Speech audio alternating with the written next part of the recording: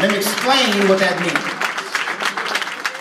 These events should be moments that rekindles the spirit in us. That if the pilot inside of you went out, in moments like this should restart that burning desire. It is moments like this when you begin to think about what Dr. King and others stood for and fought for and died for. You should be asking yourself, what am I willing to put on the line to be a change agent? Because it is not just about those preachers and politicians who stood up. There were people who changed bedpans. There were people who were janitors. There were people who marched and people who walked down the street. They were ordinary people who did extraordinary things because they were not thinking about themselves, but they were thinking about their children. And so I believe that far too many of our MLK Black History Month events have turned into a look back moments. Have turned into moments of, oh my God, look at the great things that they did. But I want to leave you with this, because you need to ask yourself the question when you leave here. What will they say about you 50 years from now? 50 years from now, will they say, will your kids say, man, they just sort of walked through this thing? It will be an embarrassment 50 years from now if they are celebrating then Fred Shuttlesworth, Dr. King, Andrew Young, Ella Baker, Constance Baker Motley, Fannie Lou Hamer. It will be a shame 50 years from now if they're celebrating them and they skip over this generation.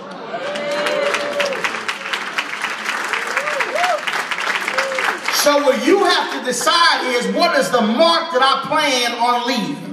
What am I going to do to be a change agent? And I know somebody sitting here is saying, I don't have any power. I don't have any money. I can't do that. Yet when you look at the story in Virginia, you get a Barbara Johns was a 16-year-old high school junior who said these schools are in bad shape, and she led a student boycott to change what was happening, and that's how her family became part of the Brown versus Board of Education decision.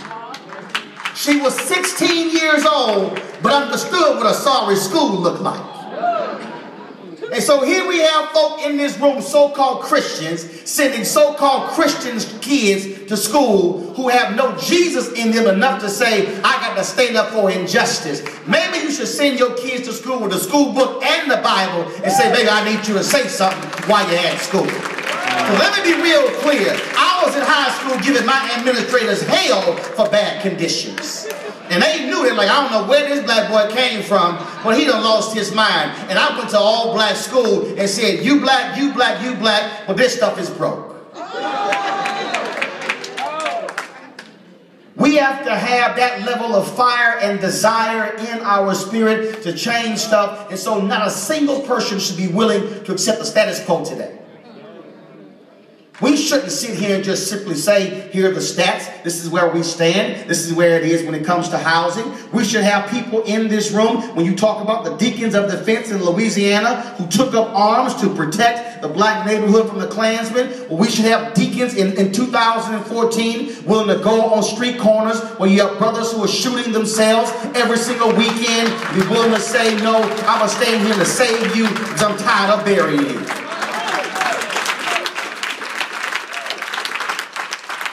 The only way we change what is happening economically, the only way we change what is happening when it comes to education is when this generation decides to wake up. When this generation decides that my age is not a barrier, because King was 25, Barbara Johns was 16, Andrew Young was considered an old head, and he was 26.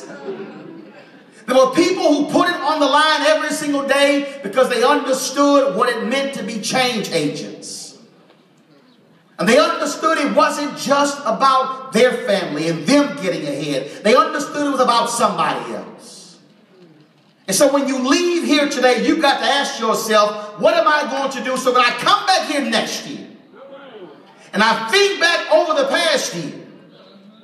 I got to answer the question, did I go there, have fun, hear a speech, hear some song, celebrate, go home the same person I came, Or did I leave there with a plan of action to say, I'm going to work on this, I'm going to work on this, I'm going to work on this, and so a year later, we should be able to see some progress.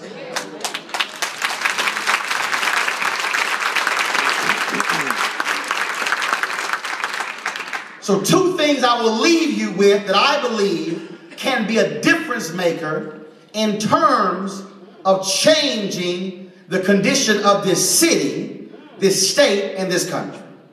First, I will deal with the issue with economically. Turn the house lights up for me. Now, we spend nearly $1 trillion. Black folks are awesome consumers. We are amazing consumers. Terrible savers.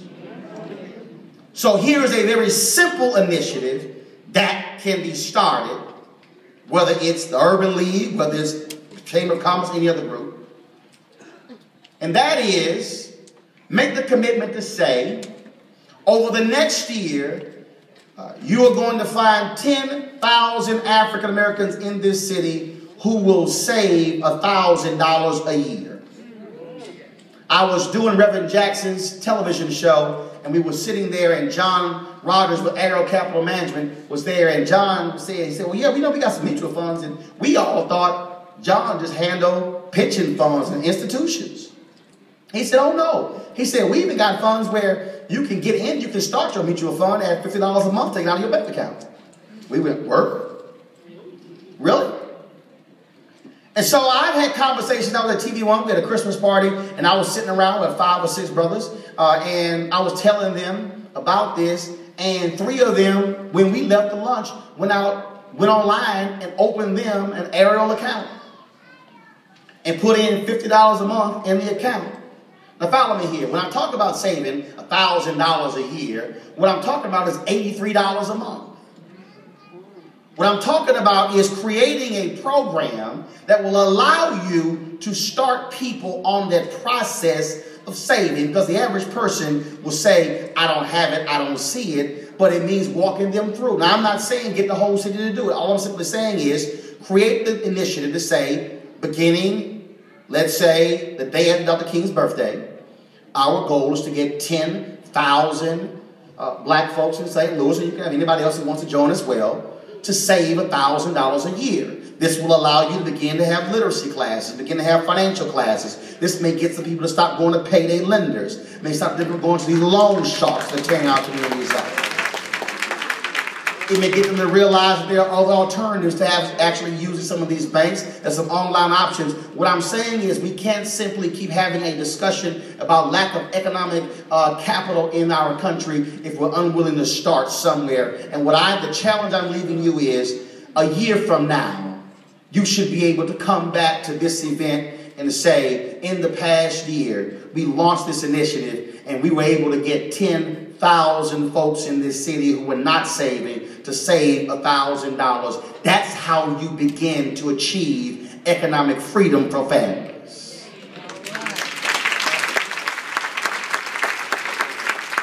Now here's the second thing, and the reason I am going to specifically mention preachers, because churches, they are already institutions. Now, the reason I'm saying this, because all too often we get caught up in not even understanding the sophisticated infrastructure that we actually have in our community.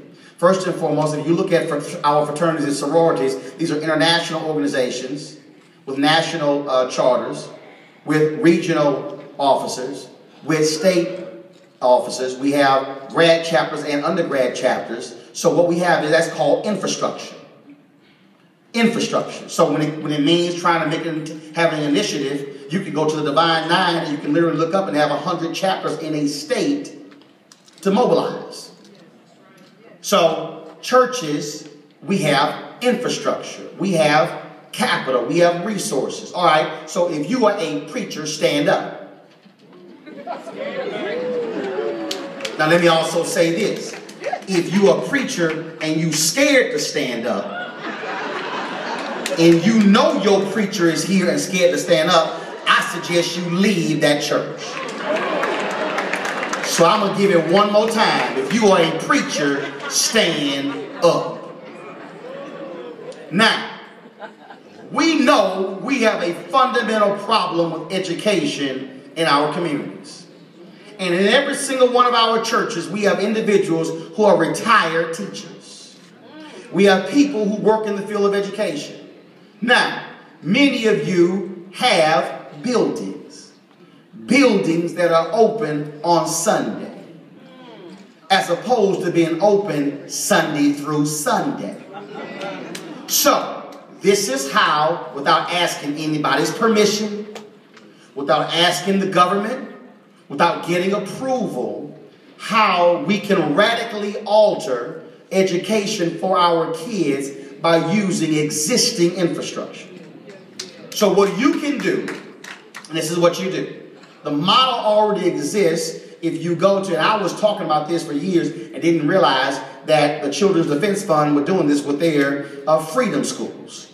Now, we talk about the 60s and what was happening, but we had freedom schools, so when folks were protesting our school system, they kept black kids out of the schools, but they were still teaching them in churches. So if freedom schools worked then, explain to me why freedom schools can't work today. And then explain this notion of a freedom school. So you have churches. So what have you said? Okay, we are going to open up our school doors Monday through Friday. Excuse me, our church doors Monday through Friday. We are going to let the folks know where our church is in a 2-block, 4-block, 6-block, 8-block radius, that we are going to have from 4 o'clock to 7 o'clock tutoring available for children in this radius. Now, first and foremost, you use your members to go door to door. Tell them when Jesus said go out, that meant actually go out.